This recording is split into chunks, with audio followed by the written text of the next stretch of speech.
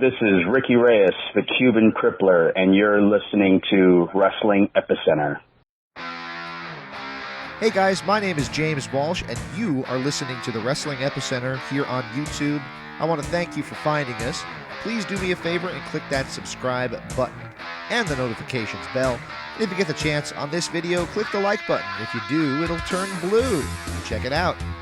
Also, check out WrestlingEpicenter.com for all this great content available in MP3 format, our online store that'll keep us going free and clear, daily news updates, as well as all the information from the history of professional wrestling you could possibly ever want. Check out WrestlingEpicenter.com online right now. Without any delay, let's get to your interview here on the Wrestling Epicenter. Welcome back to Interactive Wrestling Radio. Joining us on the Newsmaker line is a gentleman who was on Lucha Underground as well as a veteran of the Squared Circle. You might know him better as Cortez Castro, but he is Ricky Reyes. Are you with me, sir? Yes, sir. Thanks for having me on. It's such a pleasure to have you on the show, man. A big fan of your work, both in Lucha Underground and before. And, of course, it's the bog standard stock question that everybody asks, but what made you fall in love with professional wrestling in the first place?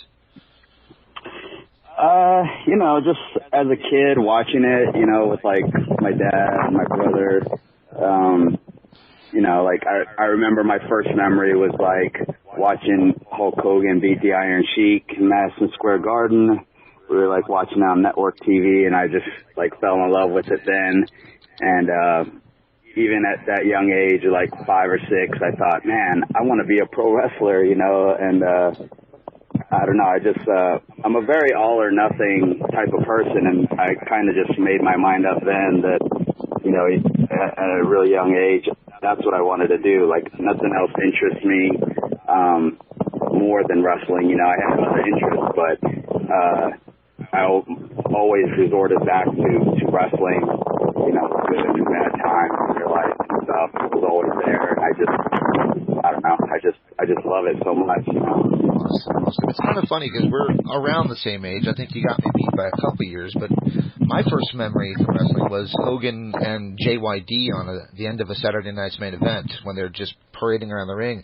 I remember seeing that and thinking, I don't know why. I'm like 4 and I love this, and I was obsessed from that point on. Something about the Hulkster in the 80s just really connected with everybody. Oh yeah, for sure. I mean, he was like a superhero. It was like a action figure come to life type of thing for us. Like for us that got to see Hogan at its highest peak, his charisma and that electricity and stuff.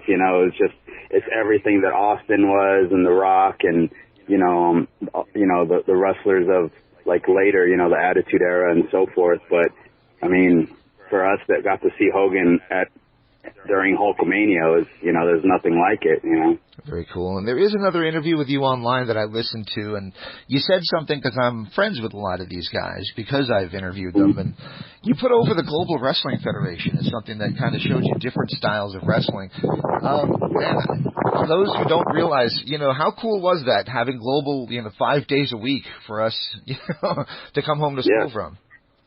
Yeah, totally. Like, that was the first time I got cable and it was on ESPN. Mm-hmm. And it was like, as a kid that only knew WWF at the time, right? Like, I read magazines and stuff and saw, like, other, like smaller organizations and promotions, but when I saw it on television, I was like, oh my gosh, like, it was just the coolest thing. And then that's where I first saw Sean Waltman, like the Lightning Kid.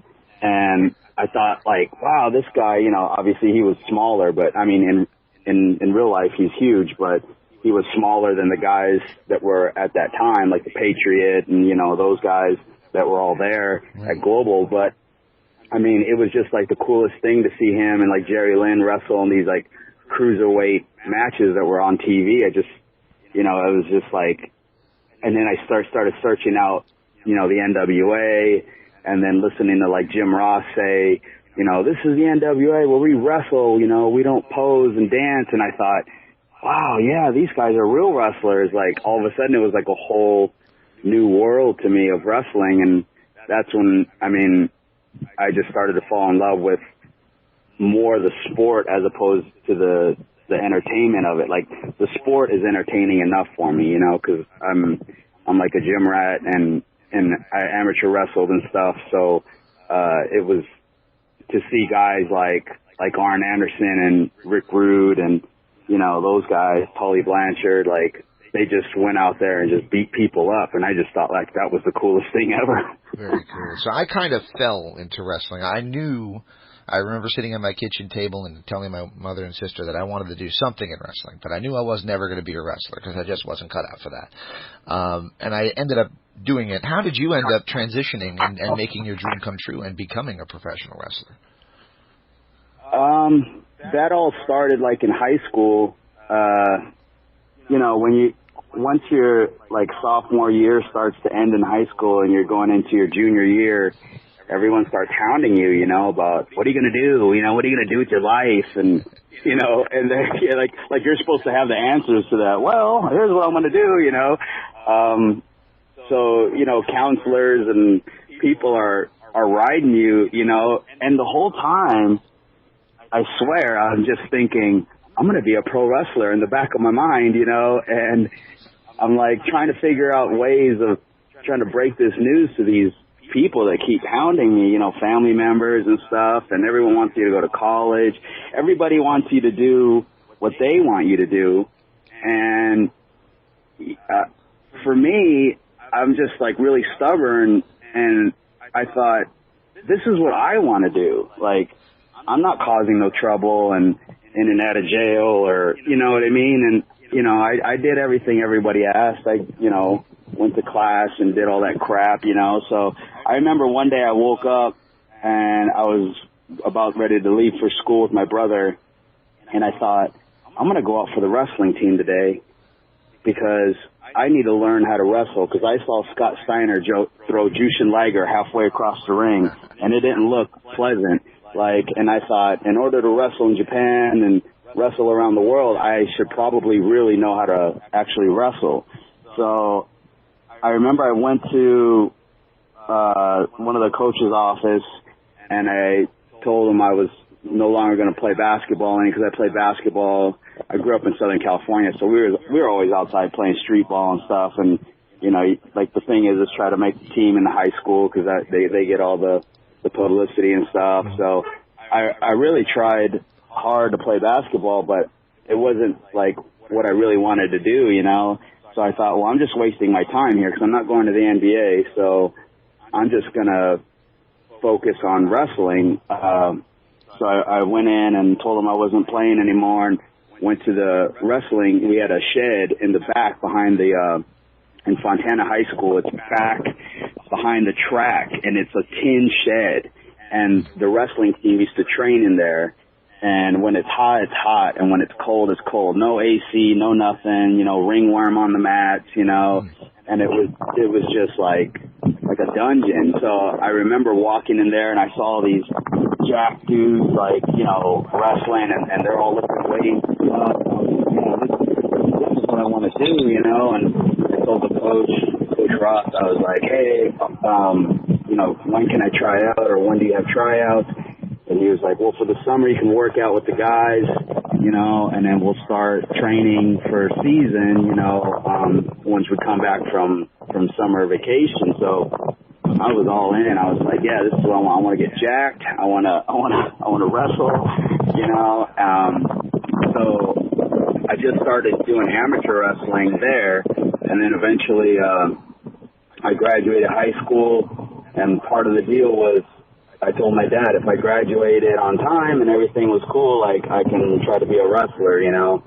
So, and I asked them to kind of stop hounding about college and that stuff. So I eventually, you know, graduated, and my dad said, all right, you either go to school full time or you work full time, but you're not going to do nothing in this house, you know. So I was like, I was perfectly fine with working, like, you know, like, I would consider myself a blue-collar worker. You know, hard work don't scare me. So, you know, I worked at a trucking terminal, gassing up, you know, 18-wheelers and safety inspections and changing tires and, you know, all that hard crap outside. And Southern California heat.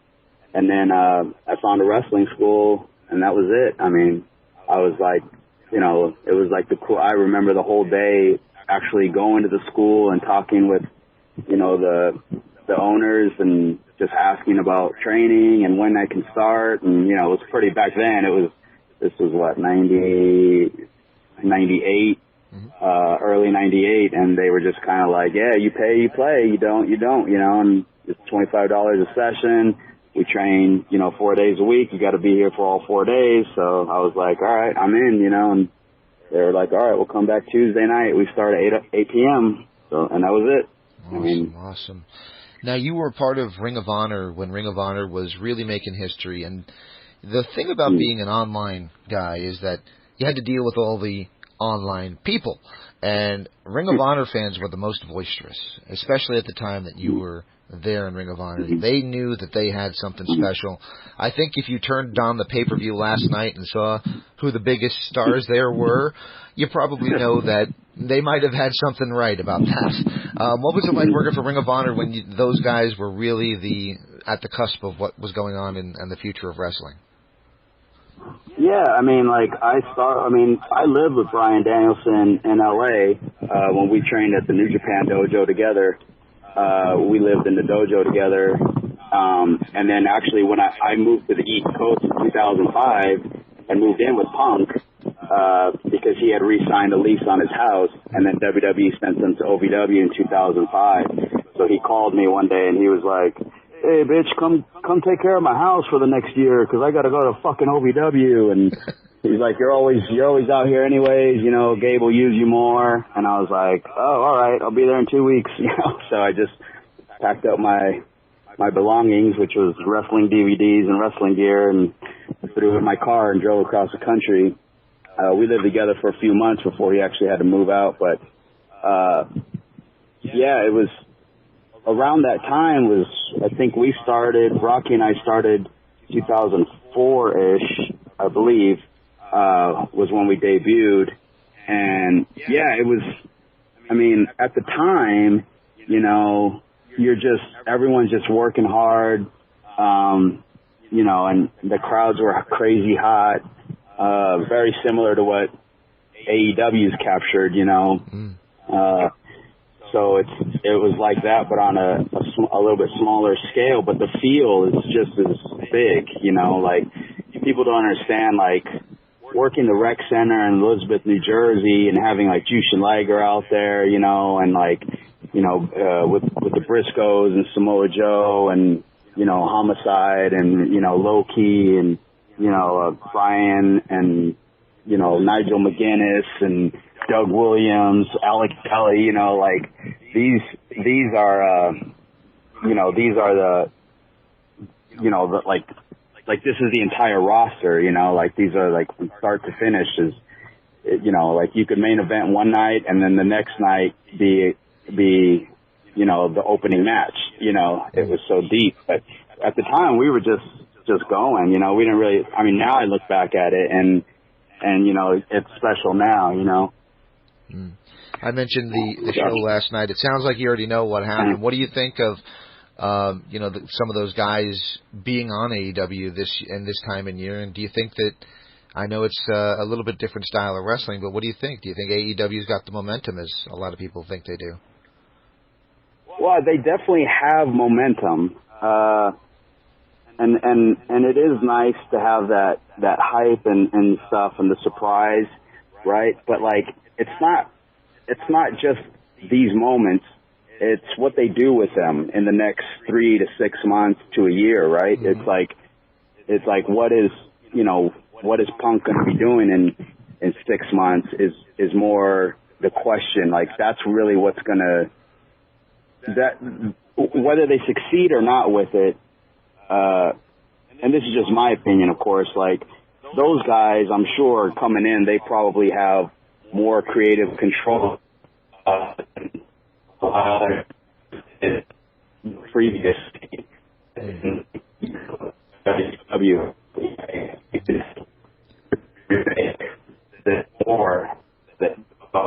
You're breaking up just a little bit.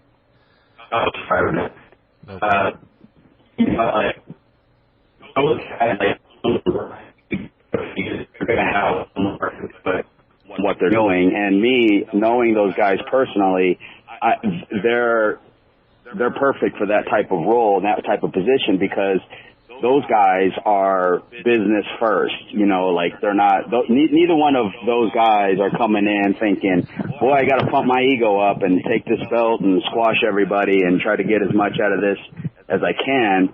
Those guys are all about building for the next generation. I mean, if Punk wrestling Darby Allin, if that doesn't tell you that that's what Punk is there for, is to get this guy over and get the next generation over, that should tell you that right there, because let's be honest, if he decided that he was just there for himself, at some point he would have figured out a way to get him and Omega going right off the bat, and if that would have been that, I agree.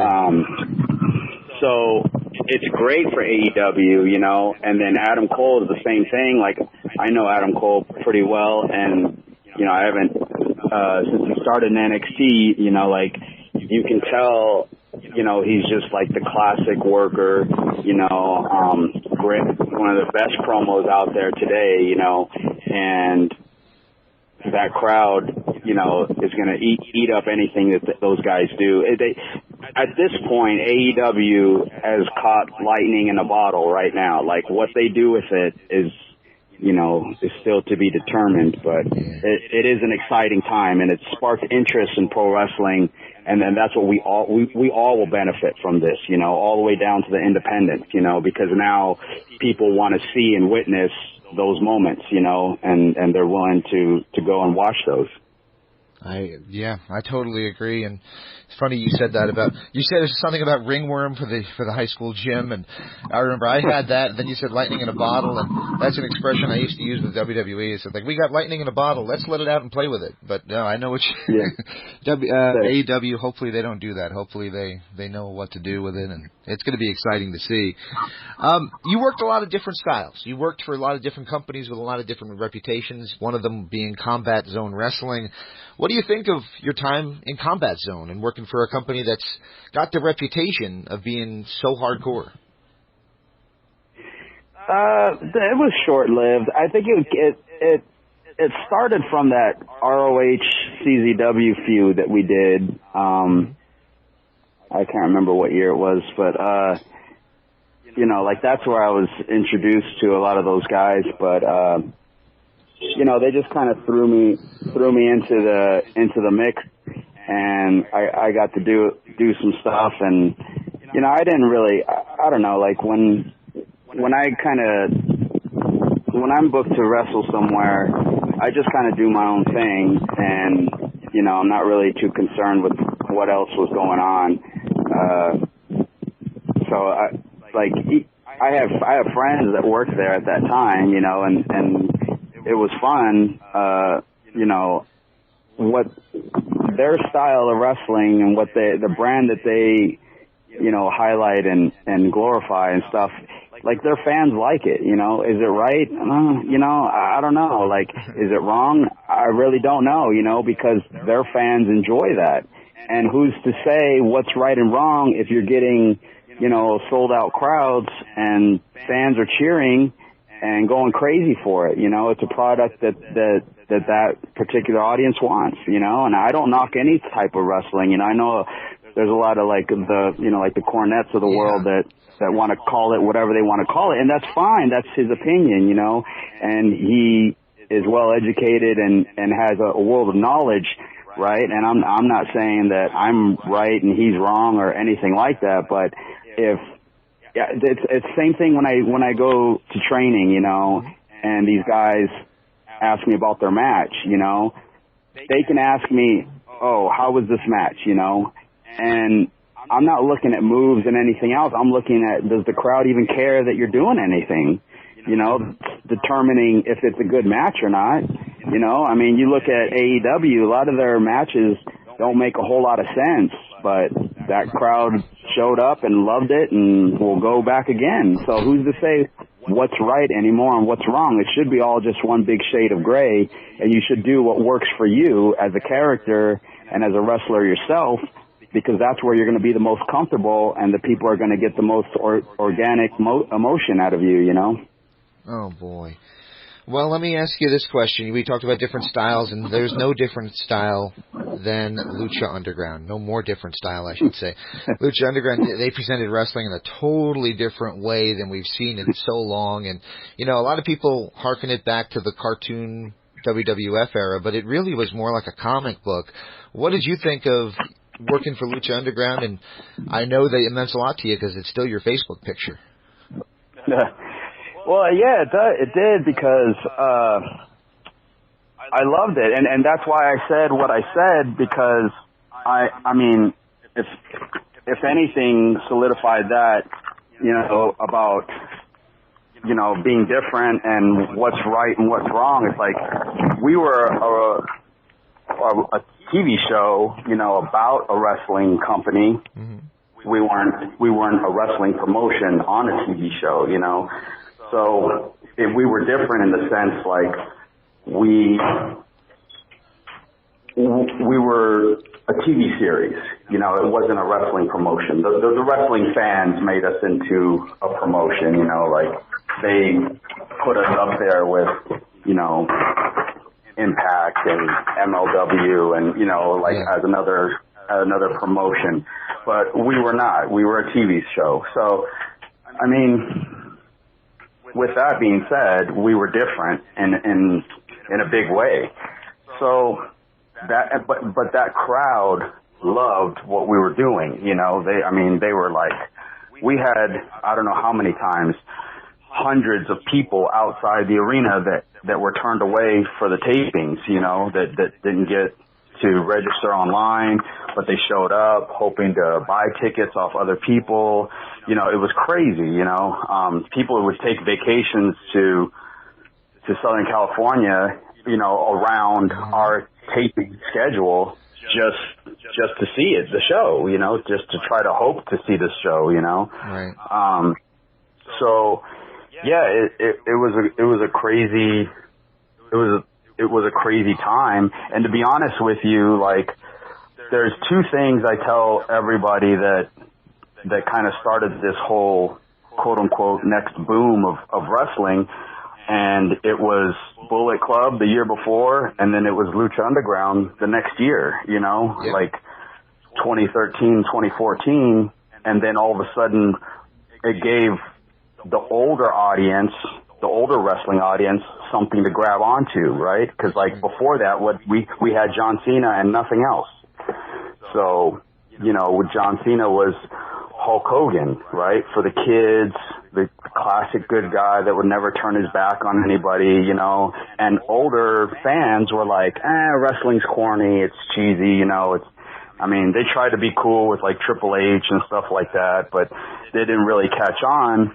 But once Bullet Club started, you know, and then Lucha Underground was like all the way completely different, but it was cool. It was like fun to watch, you know, and a lot of people liked, okay, they're characters, but they're actually really characters, like real characters, like Drago was a fucking dragon, you know, and Aerostar was from space, you know. It was like, you know, it was fun to watch, you know. It was nice to just sit back, you know. You didn't, like, even the smarter fans got caught up in the theatrics of it. They were like, wow, this is like, you know, like a breath of fresh air, you know. It was. I got to tell you, my wife, I always watched. I can't help but watch, but my wife was sucked back into wrestling because of Lucha Underground. And I remember when we watched the match, it was Ivelisse against Mil Mortez, and it was like, she just was so interested in those characters, and everything jumped off the screen to her. And then, you know, we went back and we watched the first season, and we watched everything that happened after that.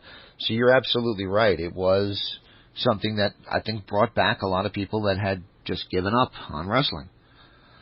Yeah, it gave an older audience, like, when you sat down to watch Lucha Underground, you knew what you were watching. Mm-hmm. Nobody was trying to, you know, it wasn't a schizophrenic type of show in the sense of like, there's a blood feud over this guy and his wife, you know, two dudes chasing her, and then the next thing is like the guy is you know, they're poking fun at wrestling, like, you know, like there's a midget and a, you know, and a unicorn, and you know what I mean, like in the next scene. The show was that show. That's what you were watching for that time. So you could get lost in it much easier because for that hour, that's what you were watching. It wasn't a show that was, you know, there was violence. It was, you know, it was, you know, fighting constantly. It was complete chaos, but it was controlled enough to where you were like, man, this is good, you know. You think it had legs? You think it could have continued on?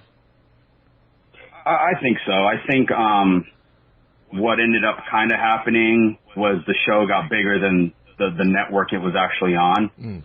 And, you know, the network knew it had something. They didn't want to let it go. Like, we shopped around for, like, different networks and stuff, but the company that owned us just wasn't going to have it, you know. And, yeah, I don't know. Instead of letting it live and move on, they just tried to hold on to it, and eventually, you know, the network got dissolved. I mean, it's back now on a streaming service, but it's, like, much different, you know, so. Yeah, much different. Yeah. All right, so we're going to wrap up with just a few more questions, if that's cool. Varsity Pro Wrestling, I know you're one of the trainers there. Did you want to talk a little bit about what you're doing with Varsity? Oh, yeah, you mean Victory I'm Pro sorry, Wrestling. I wrote Varsity, but I meant Victory. I'm sorry, that's my fault. No, that's fine. Yeah, they don't have a school anymore, and then the promotion changed owners a couple years back. But that was probably one of the funnest times of my life. Just it was Long Island, New York, and the guys there, you know, they're all at that Creative Pro now and Wrestle Pro and all that. So like, yeah, we had a good time there. Like, I had just come back from Puerto Rico. I was living in Puerto Rico for a year and then working for Carlos Colon.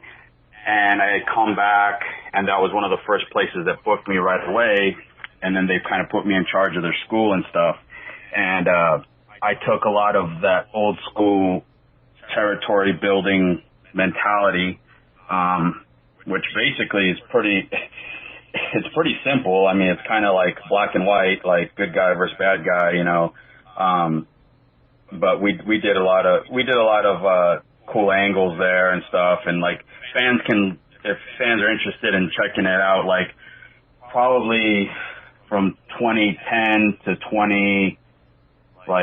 13, 14, around that, yeah, like we had some of the hottest shows, Victory Pro Wrestling. Victory Pro Wrestling. I want to thank Wikipedia for reporting that you're still the head trainer there, because that's a little egg on my face. So I'm sorry about that. But you did train last night. We talked about this before we started recording at the Monster Factory, the legendary Monster Factory. Let's talk a little bit about that. What are you doing with the Monster Factory? Yeah, so I'm one of the head trainers there. I usually run the Sunday class. I mean, I've been working there for a couple years now. Danny Cage, I reached out to him a while back about just trying to get on some of his shows, because I searched it and I thought, man, I'm like barely an hour from this place. And I saw that they had all these shows, and they were somewhat loosely affiliated with ROH. So I thought, oh, well, maybe they would want to use me. So I remember I reached out, and Danny and I just started talking, and he said, yeah, if you ever want to come down and work out, you know, the door is always open. So I was like, all right. So a couple weeks later, I popped in for training, and I had never met Danny, and we talked for 20 minutes, something like that, and we were just like as if we were sharing the same wrestling brain, you know. It was just kind of like, you know, he was like a wrestler's wrestler, you know, he amateur wrestled, so, you know, he taught everybody that, and just believe that, you know, if your wrestling is believable, you know, it's you know, that's how you're going to eventually make it. And, you know, we just kind of shared the same kind of interests and theories and stuff as far as pro wrestling goes. And then we shared even more interests and the same type of psychology when it comes to training, where, you know, it's kind of like a no-nonsense type of thing. Like, when I go to training, I'm there if it's for 1 hour or 4 hours. Like, I'm trying to learn as much as I can and work as hard as I can for that time, you know, to get the most out of it. So he runs kind of a very strict school. You know, I mean, it's fun in the sense that, you know, you become successful, and that's what's fun about wrestling, you know, is being able to go out there and be good and go out and do what you're supposed to do and make the crowd react the way you want them to, and the shows run smoothly and stuff like that. So him and I just hit it off, and then I did a couple camps for him. I was coaches with him on some camps, and then shortly after he was like, man, I'd really like, you know, if you could make it down to training more often. And I was like, yeah, I'd love to, you know. So we just agreed on, you know, what days can you do? What do you want to do? So that's kind of how that happened. And when my schedule allows it, I try to do his shows as much as I can. So yeah, you said when your schedule allows it. How hard has the pandemic been on a independent professional wrestler and a guy who's involved in wrestling, not as part of, you know, WWE or Impact or AEW, who've kind of tried to continue on in spite of everything? Yeah, I mean, it's been tough for us, you know, like it's probably been for everybody in anything really, in any profession really. But everything we do in the ring is geared for crowd reaction, you know, and that's what we're supposed to be out there doing. And when the crowd's not there, you know, it's tough. So, I mean, it was a tough time, you know. I mean, for me, you know, I guess I was depressed. I don't know. I've never been depressed before, but I would imagine that was it, because I just had you wake up and you just have no direction, you have no enthusiasm, you have no drive, you know, you're just bummed out, you know. And then the more, of course, you read about everything that's happening, you're like, when is this crap going to end? This can't, you know, this shouldn't be going on. How do you just stop the whole world for 3 months and, you know, with no end in sight, you know? And it was tough, man, you know, you know, like a lot of people lost their jobs and businesses, and you know, and as for me, it's like I had to figure out something to do, you know, because it's not like I was like, all right, well, I'll get booked next week and everything will be fine. It's, you know, it was a long time before my schedule got back to where it was, which was every week, 2 or 3 shots, you know, all over the country. So, you know, it's still a little bit of a struggle, but it seems to be getting better. And, you know, like there's places where packed crowds now, so I feel like we're slowly heading in that direction. So, all right, you mentioned depression, and I got to ask, because it was a crappy week last week. I knew the person a little bit. Any thoughts on Daphne and what happened last week? Yeah, I was shocked as well. Like, I've met her, I don't know, a handful of times, 4 or 5 times. Once, I think, at Victory Pro Wrestling, actually. And she was always such a nice person. I mean, you know, when you see somebody in passing, right, like in wrestling, we all see each other and it's always hi and bye, and, you know, you kind of BS at the show, and then you can just look at a person and think, oh, well, they're, you know, everything's fine, but you don't know, right? Like, I mean, you know, it sucks. Like, you know, it was sad to hear, and obviously she was a good person because so many people were hurt to hear the news, you know. I mean, like I said, I've met her and I always had a good interaction with her, and she always seemed, you know, at least on the surface, like she was fine and everything was good. But yeah, it's tough, you know, like, lately there's just been more and more, you know, people either closer to me or, you know, the stars you grew up watching, right, as a kid that are passing, and it's like, you know, sad. Like, I don't know. Yeah, it's crazy. Yeah, Paul Orndorff and the Patriot, and so many guys that I had the pleasure. Beautiful Bobby, like, yeah, Bobby. Yeah. There you go. Yeah. Wow. Well, on that uplifting note, do you want to talk about anything going on in your life, and do you want to also talk about where people can connect with you on social media? Yeah, I'm on Facebook, Ricky Reyes. my Twitter handle is at Ricky Reyes 01. Instagram Ricky Reyes as well. That has all my social media links. Will have like my events that I'm at coming up. Like I have 1CW in Delaware this weekend. Awesome. Hamburg Fieldhouse Outbreak Wrestling next weekend, and then I'm in Quakertown for Triple WA the following weekend at the end of September. And I have some really big stuff coming in October that has to remain a secret for now. But, yeah, a lot of things going on, so I'm excited. I'll keep an eye out in October. All right, man. Well, before I let you go, do you mind if I ask for one last favor from you? Sure. Do you mind if I ask for a station ID saying this is Ricky Reyes and you're listening to the Wrestling Epicenter? All right. This is Ricky Reyes, the Cuban Crippler, and you're listening to Wrestling Epicenter.